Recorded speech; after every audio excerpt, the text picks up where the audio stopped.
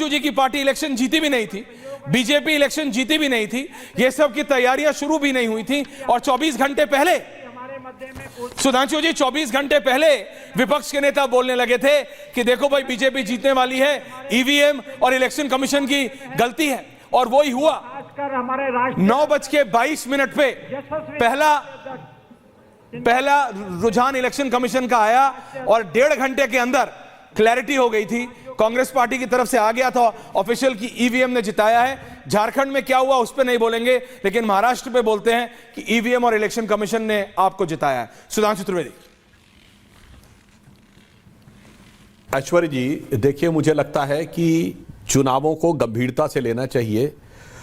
मुंबई देश की आर्थिक राजधानी तो है ही, क्रिकेट की भी राजधानी है। वो गली मोहल्ले के क्रिकेट खेलने वाले बच्चों की तरह नहीं लेना चाहिए कि मैं बैटिंग करूंगा तो ठीक है और मैं आउट हो जाऊंगा तो या तो पिच खराब है या बैट खराब है या गेंद में कोई खराबी थी।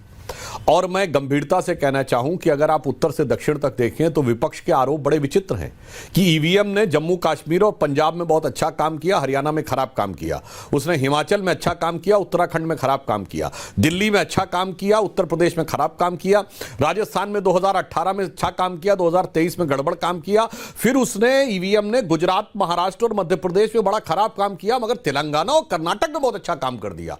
फिर बंगाल में अच्छा काम किया और असम में गड़बड़ कर दिया, मगर तमिलनाडु और केरल में बहुत अच्छा काम किया।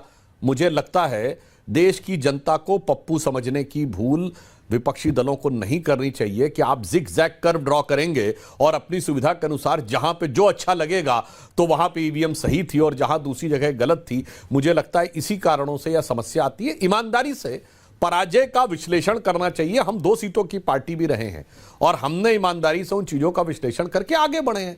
तो मुझे लगता है यह कहना बचकाना भी है और शातिराना भी है।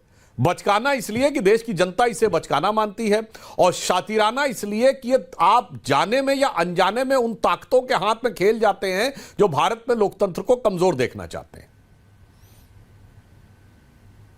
सुधांशु त्रिवेदी वर्सेस 2 कहना है पंकज शर्मा एंड रत्नाकर त्रिपाठी। थोड़ी सी टेक्निकल एरर हो रहा है, मैं माफी चाहता हूं। रत्नाकर त्रिपाठी जी, आपको आवाज आ रही है इस समय मेरी?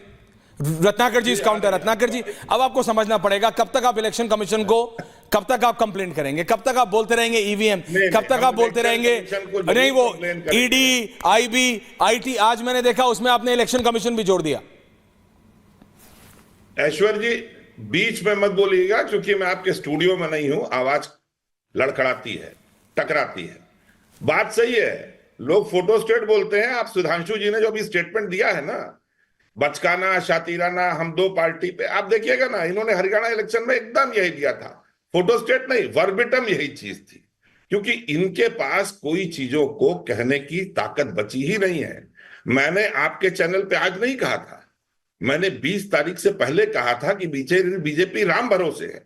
और राम मतलब प्रभु रामचंद्र जी नहीं, राजीव कुमार इलेक्शन कमिश्नर जो है, अमित शाह और मोदी जी, ये राम भरोसे, ये तिकड़ी मिलके इस देश को। हाँ सुधांशु जी, आप सही कहते हैं, हम गरीब बच्चे हैं। आपको गरीबों से चिढ़ है ना, आप तो अमीरों के लिए काम करते हैं, अडानी के लिए काम करते हैं, तो आपको गरीब मोहल्ले के बच्चों से चिढ़ है जो अपनी को बोलते हैं ना कि अब हो गया पिच खराब थी। जी हाँ, हमारे लिए इलेक्शन कमीशन पिच नहीं तैयार करता, इलेक्शन कमीशन आपके लिए पिच तैयार करता है। और थोड़ा सा समय ऐश्वर्य जी आपको लेकर के जो सुधांशु जी बोलते हैं, इन्हीं के एक सांसद की उक्ति से समझा देता हूं। सुधांशु जी, हमारे यहां बीएचयू में एक छात्र संघ अध्यक्ष हुआ करते थे, भरत सिंह जी, आपके सांसद थे बीजेपी से। भरत सिंह जब छात्र संघ का चुनाव लड़ते थे तो 10,000 लोग को लेकर चलते थे। जब एक लोग आरोप लगाते थे कि आप सिर्फ ठाकुरों को लेकर चलते हैं, तो वो 2 लोग को आगे करते थे। एक ठाकुर था, पाठक था, और एक यादव। और कहते थे देखिए ना यादव जी, आप देखिए ना पाठक जी, ये लोग कहता ना कि हम जातिवाद करी ना, हम जातिवाद करते हैं जी। तो उसी तरह से जितने मेजर स्टेट हैं उनको आपको इलेक्शन कमीशन जिताता है, माइनर स्टेट में छोड़ देता है। और इस बात को याद रखिए, फिर से मैं कह रहा हूं, मैंने 20 से पहले भी कहा है कि आपकी ईवीएम को हराने के लिए जब 2/3 बहुमत इस देश का आपके खिलाफ होगा तभी आप चुनाव हारेंगे। अभी भी मैं कह रहा हूं, नहीं आप छोटा एक स्टेट हारेंगे, बड़े एक स्टेट को जिता के बताएंगे वहां ईवीएम ठीक चली, यहां ईवीएम नहीं चली। एकदम सर, आपके पुलिस वाले पत्थर फेंक रहे थे, यूपी के अंदर आपने कहा पुलिस पे पत्थर चलाया गया, आपके पुलिस वाले रिवॉल्वर से भगा रहे थे। आज योगी जी ने सबको धन्यवाद दिया, यूपी की पुलिस को नहीं दिया जिसने उसको जिताने में मदद की। तो इस बात को मानिए, हार हुई है, ऑफिशियली डिक्लेयर हुई है, हम मानते हैं। आप बताइए ना, वहां के लोग में हिंदू एक हो गए, आप इतनी देर से बांट रहे थे, झारखंड में नहीं हुए। झारखंड में हिंदू बटे हुए हैं, इसलिए कट गए हैं। झारखंड की जो आपकी ऐतिहासिक हार हुई है, आपने क्या नहीं किया झारखंड में। हेमंत सोरेन को भेज दिया जेल, चंपई सोरेन को अपने पास तोड़ के रख लिया, सब कुछ किया। अब बताइए ना, अगर आपकी ही आइडियोलॉजी से जीत रहे थे तो आप वहां भी जीत गए होते। नहीं, झारखंड की 2/3 जनता आपके खिलाफ थी, इसलिए आप चुनाव वहां हार गए। बाकी जगह आप मैनेज कर रहे हो। और ऐश्वर्य जी, एक सवाल आपसे है, आप एनालिसिस अभी कर रहे थे तो बता रहे थे कि एकनाथ शिंदे जी जाएंगे देश में, केंद्र सरकार में, और उनके पुत्र श्रीकांत शिंदे जी यहां डिप्टी चीफ मिनिस्टर हो जाएंगे। तो महाराज, ये परिवारवाद नहीं होगा। परिवारवाद का पैमाना सिर्फ आपका कांग्रेस के लिए है। तो ये कि सुधांशु जी वो ये कह रहे हैं आपने झारखंड उनको जीतने दिया और महाराष्ट्र आपने उनसे छीन लिया। नहीं, सुधांशु जी, मैं कह रहा हूं झारखंड में ईवीएम को आपने ओके रत्नाकर जी, काउंटर, मैं ये कह रहा हूं। ओके। मैं जो बात जहां से रत्नाकर जी ने शुरू की थी वहीं कहता हूं। रत्नाकर जी, मैं बचकाना और शातिराना क्यों कहता हूं?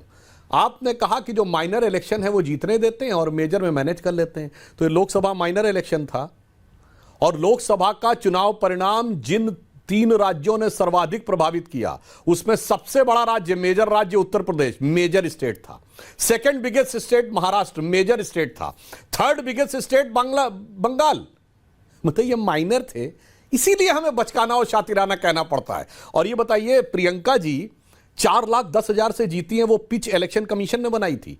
वास्तविकता यह है, मैं गंभीरता से कहना चाहता हूं, 2/3 जनता की बात ये कर रहे हैं, मगर जो 20% जनता के दम पर चुनाव जीतने का ख्वाब पाले हुए हैं, वो जो पुरानी एक राजनीतिक वो थी ना कि 1-2 जातियों को सेट कर लो और फिर कट्टरपंथी मुस्लिमों का एक वोट ले लो और फिर चंद वातावरण बना दो और उसके बाद माहौल ठीक हो जाएगा। और देखिए, लोकसभा में सबसे बड़ी जीत इनको मिली थी धुबरी सीट पे, जहां इनके रकीबुल हसन 10,25,000 से जीते थे, जिसके बारे में धारणा है कि धुबरी मिनी बांग्लादेश है।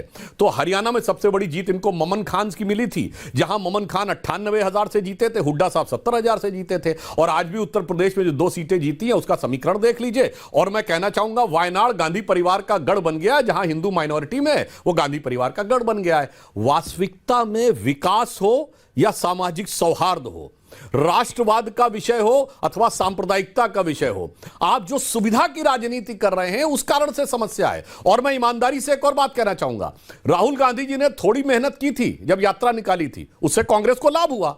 पर आप जमीन पे आके मेहनत नहीं करेंगे और सोचेंगे कि हम बैठकर 4 चीजें इधर से उधर सेट कर लेंगे और फिर विदेश से कोई जॉर्ज सोरस कहेगा मैंने $1 बिलियन रखे हैं मोदी जी को हराने के लिए, और उसके बाद कुछ बाहर से कुछ 4-5 बयान आ जाएंगे हर पार्लियामेंट सेशन से पहले और हम वातावरण बनाने में सफल हो जाएंगे। महोदय, इतनी सहजता से, इतनी सुविधा से आज की इस जागरूकता के दौर में चुनाव नहीं जीते जा सकते।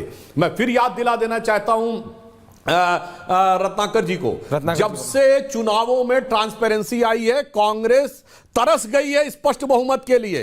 वोटर आईडी कार्ड 93 में आया और उसके बाद सीसीटीवी आए 2000 के दौर में। कांग्रेस को नहीं मिला स्पष्ट बहुमत कभी। इसके ठीक उलट हम लगातार आगे बढ़े हैं। जो जो चुनाव की व्यवस्था पारदर्शी हुई, जो जो मीडिया स्वतंत्र हुआ है, जो जो देश में साक्षरता बढ़ी है, त्यों तो भाजपा आगे बढ़ी है। 50% साक्षरता के बाद पहली बार हमारी सरकार 90 के दशक में आई। 60% साक्षरता दर पे 2011 में हमें स्पष्ट बहुमत मिला और दोबारा 70% पे हम तीसरी बार चुन के आए हैं। महोदय, हकीकत को समझिए, वो पुरानी मानसिकता से बाहर निकलिए। और मैं एक और बात कहना चाहूंगा, रत्नाकर जी आप समझदार हैं, राहुल गांधी को समझाइए, ये अल्ट्रा लेफ्ट में कहां चले गए भाई? ये अल्ट्रा लेफ्ट आइडियोलॉजी कि वो हम एलान उमर से जाके मिलेंगे और वो कहते थे defenders of democracy America and Britain. तो साहब, ब्रिटेन का प्रधानमंत्री कहता है कि I am proud Hindu. America में ट्रंप ने कहा बांग्लादेश में हिंदुओं का नरसंहार हो रहा है। राहुल गांधी का ट्वीट जाके देखिए, उसमें कई नरसंहार की बात नहीं है। वो कह रहे नॉर्मलसी होनी चाहिए। गाजा के लिए लिखा है कि नरसंहार हो रहा है। इस हकीकत को समझिए। डिफेंडर्स ऑफ डेमोक्रेसी जिनको आप मानते थे, वो देश भी आपको क्या समझा रहे हैं उसे समझने का प्रयास करिए, घर के अंदर से अथवा ऐश्वर्य सात जी, मैं समुंदर बोलना पार। चाहूंगा ओके, नहीं मैं आ रहा हूं लेकिन अजीज खान साहब, पहले इसका जवाब- नहीं मैं आ रहा हूं रत्नाकर जी, वापस आ रहा हूं। Can not be a one on one ना, प्लीज त्रिपाठी रत्नाकर जी,